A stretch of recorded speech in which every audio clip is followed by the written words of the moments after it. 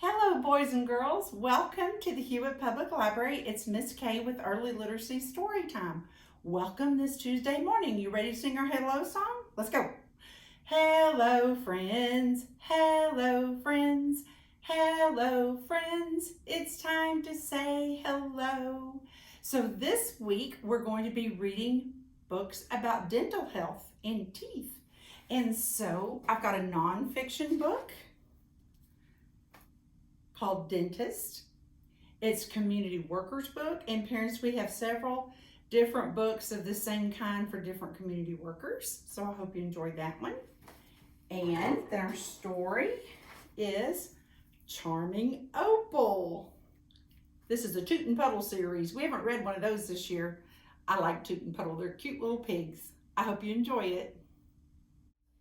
Community workers, dentists.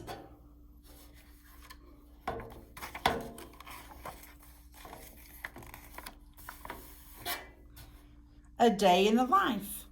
Dentists look inside their patients' mouths. They look to see if their patients' teeth and gums are healthy. Dentists tell people about the best ways to floss and brush their teeth. People's teeth and gums will stay healthy if they do as their dentists say. Dentists have helpers who clean patients' teeth. These helpers also aid dentists in seeing if patients' teeth and gums are healthy.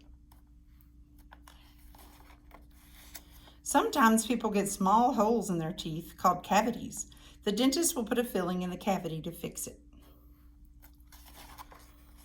Dentists teach people how to keep their teeth healthy. They teach people that eating the wrong foods can cause cavities. Patients sit in a chair that leans back so dentists can look into their mouths. Dentists shine a light to help them see inside the patient's mouth. Dentists hold a small mirror so they can see all sides of a patient's teeth. Dentists use different metal tools to check teeth and poke gums to see if they're healthy.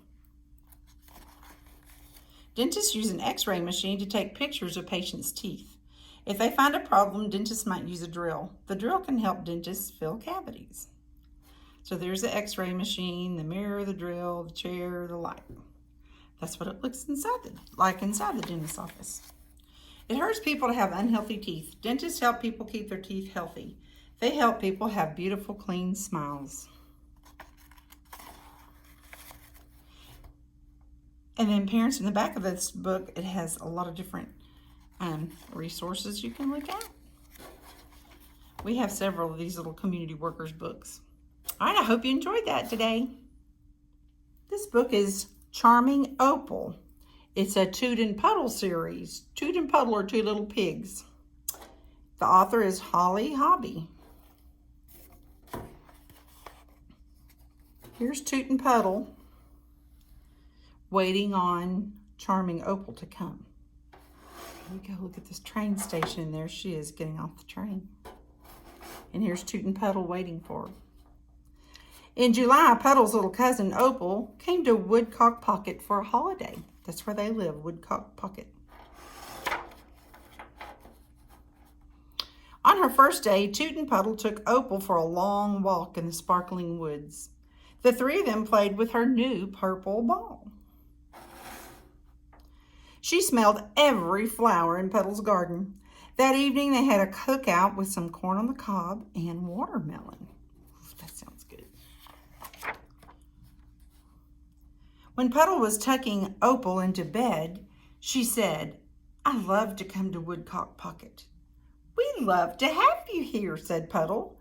He added, "It looks like you're going to lose that tooth pretty soon." "I know," Opal said proudly. "I can hardly wait." At breakfast, Opal said, "Look, Toot, my tooth is so wobbly." "Would you like me to help it come out?" Toot asks. Opal said, "I want it to come out all by itself." They picked big, beautiful strawberries in the morning. "I don't think that tooth can get any looser, Opal," Puddle said. It might fall out today, Opal said, laughing. Right during my vacation at Woodcock Pocket. They're swinging. She thought that was really funny. Look at his face. It's funny. In the afternoon, they set off for Pocket Pond. Last one in is a rotten egg, Toot called, somersaulting into the water. Puddle made sure Opal went second.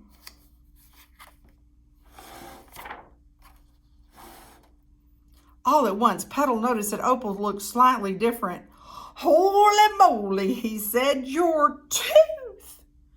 Yes, Opal's tooth had fallen out at last. But where is it? Opal asked, looking anxiously in the ground. She was bravely trying not to cry.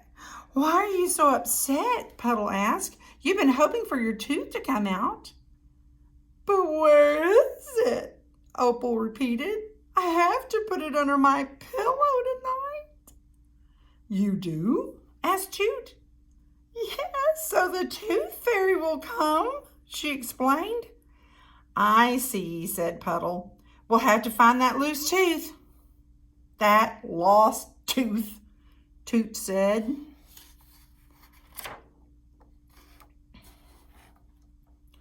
They searched everywhere, along the path and back at the house and all around the pond, but Opal's tooth seemed to have vanished. It must have come out while you were in the water, Puddle decided. Then it's gone forever, his little cousin said sadly. Maybe not, shouted Toot. Lo and behold, on his third dive, Toot spotted Opal's white tooth on the sandy bottom of Pocket Pond. There it is. As Puddle tucked his little cousin into bed that night, she carefully placed her tooth under her pillow. Now the tooth fairy can come while I'm at Woodcock Pocket, she said, just as I had hoped. Sweet dreams, said Puddle. But he was worried. What's the matter, Puds? Toot asked. Do you think the tooth fairy comes to Woodcock Pocket? I'm not sure, Toot said. Maybe. But what if she doesn't? Opal will be so unhappy. Puddle devised a plan. They would stay awake and make sure the tooth fairy visited Opal's bedroom. And if she didn't come to collect the precious tooth and leave a shiny new quarter in its place, Puddle would do the task himself. I will be the tooth fairy, he declared. How do you be the tooth fairy? Toot asked.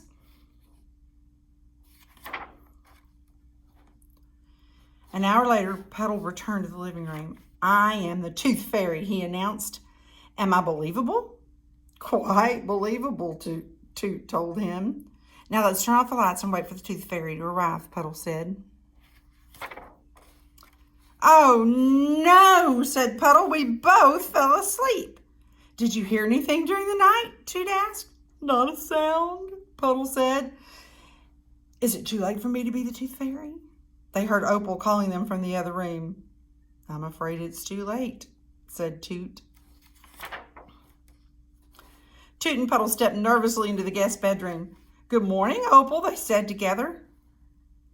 I was thinking, Puddle began, if the tooth fairy didn't come, it's because she didn't know exactly where Woodcock Pocket was after all. And I was thinking, said Toot, if the tooth fairy didn't come, it would be just as nice to keep that wonderful tooth of yours yourself.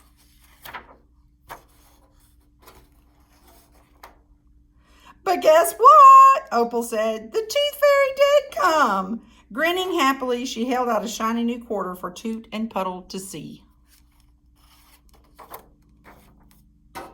The end.